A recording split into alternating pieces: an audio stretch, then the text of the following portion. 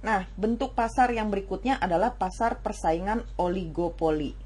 Contohnya nih, di Indonesia ya, contoh pasar persaingan oligopoli ini mungkin BBM atau bahan bakar minyak.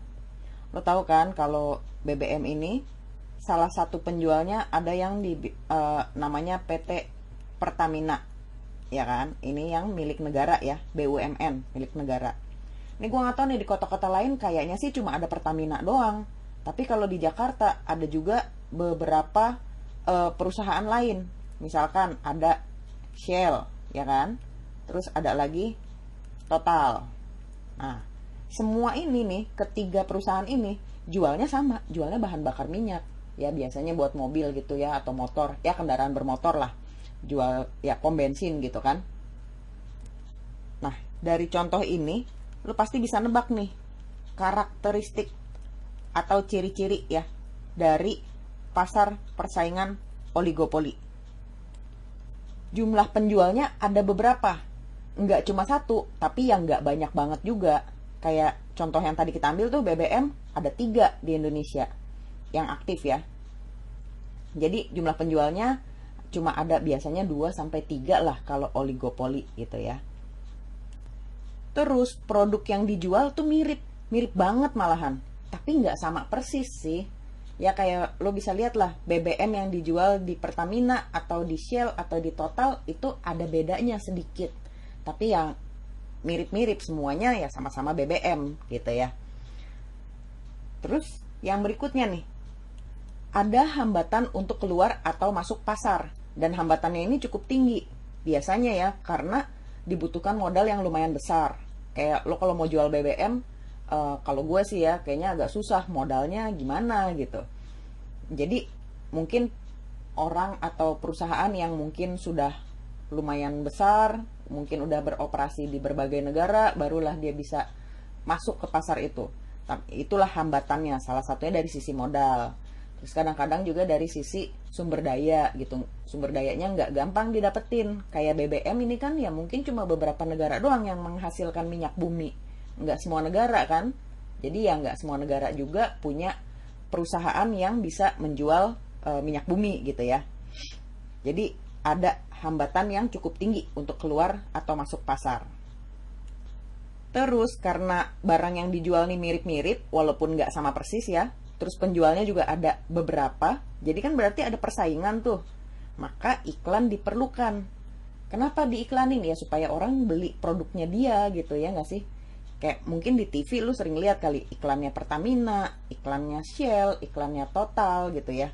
Masing-masing pasti bakalan bilang intinya ya beli produk gue deh, produk gue tuh bagus loh, nih bagusnya karena ini karena itu gitu ya. Itulah perlunya iklan di pasar persaingan oligopoli. Terus yang berikutnya nih, seperti di pasar persaingan monopoli nih, di sini informasi juga tidak sempurna.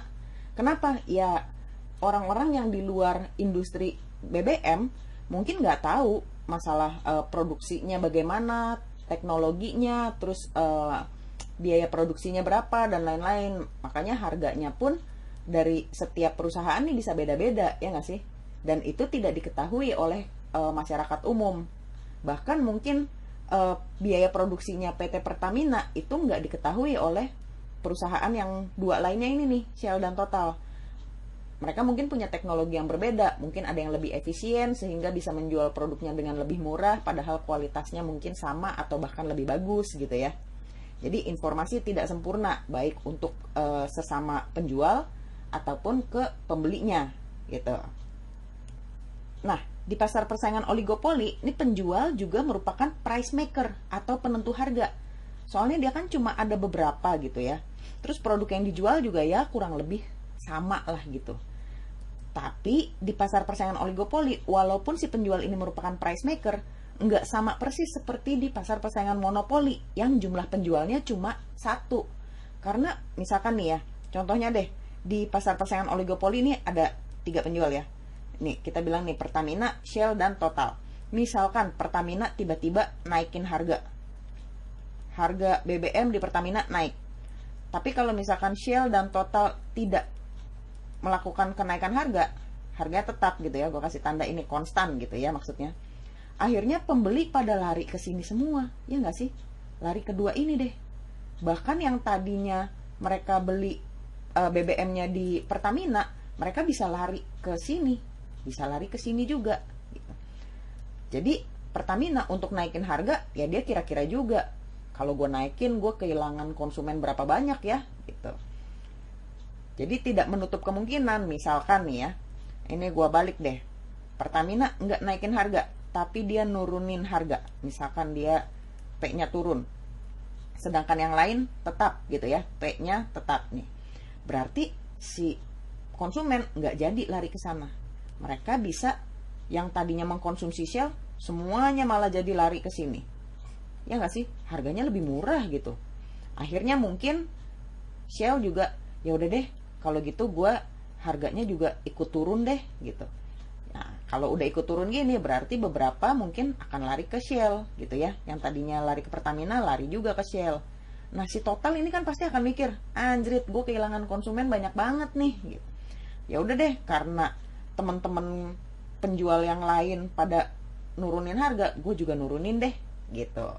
Jadi akhirnya pembeli pun terdistribusi di ketiga perusahaan ini. Kalau udah kayak gini, kondisi seperti ini, yang paling diuntungkan siapa sih? Pastinya yang paling diuntungkan adalah konsumen. Karena mereka pada perang harga kan, adu murah gitu ya, karena mau mendapatkan konsumen yang lebih banyak gitu. Makanya untuk naikin ataupun nurunin harga, mereka sebenarnya punya kekuatan untuk itu, tapi price maker di sini tidak sekuat di pasar persaingan monopoli gitu ya. Kenapa ya? Yang barusan gue ceritain, konsumennya bisa pada lari gitu. Jadi ada perang harga. Itulah pasar persaingan oligopoli. Yang terakhir gue bakalan ngomongin tentang pasar persaingan monopolistik di rekaman yang berikutnya ya.